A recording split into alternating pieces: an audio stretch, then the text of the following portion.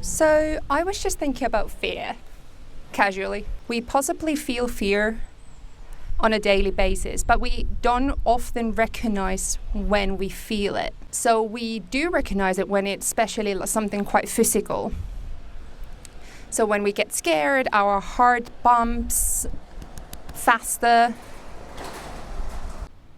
But there is a lot of times in everyday life where something might trigger a fear reaction, or we might feel fear, but we are not aware that we're feeling it. And I think it's very interesting, and especially on how it can affect our creativity and how we create and how we put our creations into the world.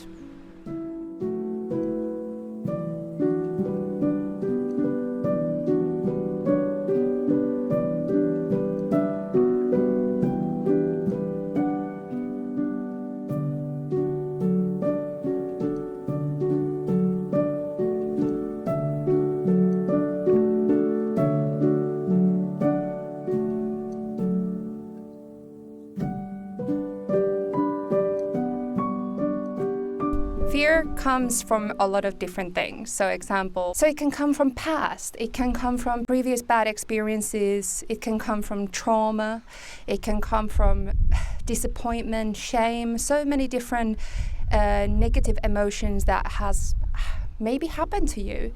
It can also come from the idea of future. So maybe you want to avoid feeling those feelings again. Maybe you don't want to feel fear of failure, embarrassment. Maybe you don't want to feel disappointed. And what all this comes down to is our fight or flight reaction. So example, let's say that you need to give a speech in front of a lot of people. That is a scenario that can cause a lot of fear.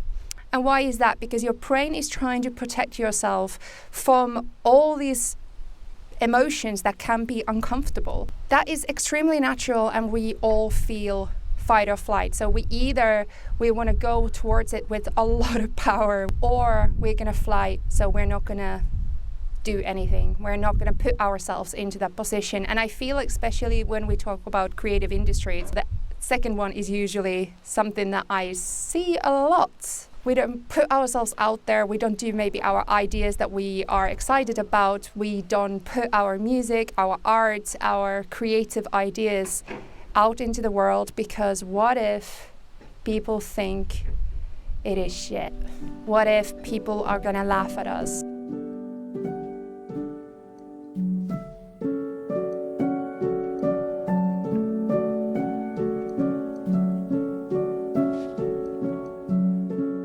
So when I was about 18, I actually had an accident with a scooter.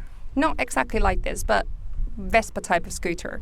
So I went up a hill and I came down a lot faster. So what happened is that I fell down and I hit my face into the pavement. The scooter went into the forest, but I went to the pavement and I damaged some of my face, my chin, as well as my cheek, as well as my arms. Nothing more happened, happily. I'm very grateful of that. It just was very stupid and irresponsible situation from a teenager. I have now rented this scooter for this video purposes, and I have never really even planned to use one of these beforehand. I didn't really feel like I wanted to, because I am kind of scared of them because of this trauma response of my body just feeling still that trauma that happened, and that how afraid I was going down from the scooter as an 18-year-old. And even though that is long time ago, I still feel it in my body. But the thing is that I've seen lots of people using these. I've seen lots of people using Vespas and being absolutely fine. Everything has a risk in this life, right? But the thing is that most likely nothing's going to happen. And why I'm talking about this? Oh, wasp.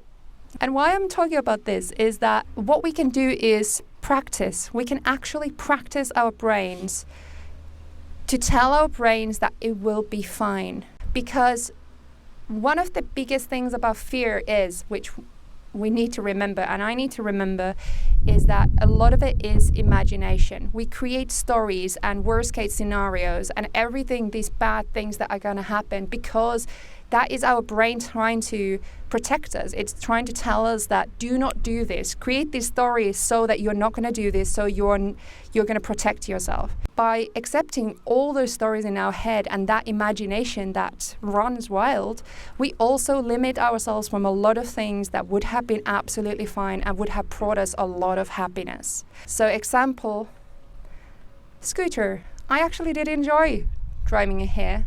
I was scared and kinda uncomfortable, but I'm proud of myself today of trying something new and putting myself out there. And I must say, even though I was a bit uncomfortable driving it, I could do it again. And this is exactly, I'm training my brain to say, it might not be that bad as I thought. Yeah.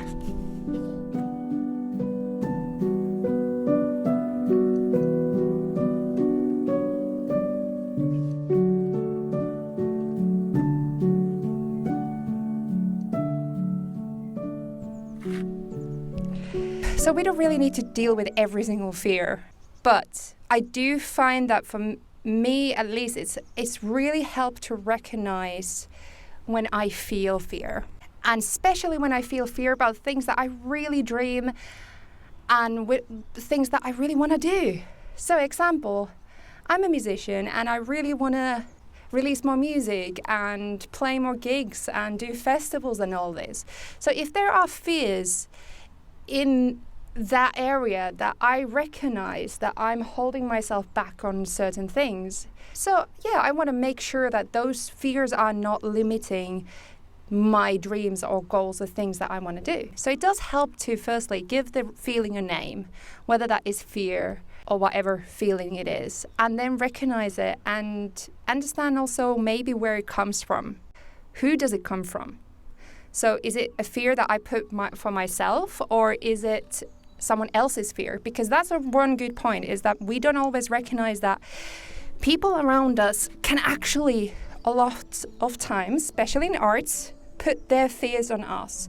Like friends or family saying like, oh, that's scary, or, you're going to get a lot of hate comments or stuff like that. And then I realized that those are not my fears. Those are their fears because they want to protect me. So it's good to also recognize when someone else is giving their fears for you. Where does the fear come from? Is it yours or is it someone else's? Or is it society's? It's actually a very fun experience to talk about fear and doing this in a public space, talking about all this kind of stuff. And there's people walking past and looking at me. And I'm like, you know what? This is something that I've also got used to, is that during years of just putting myself out there, I've realized that I'm never going to see these people again.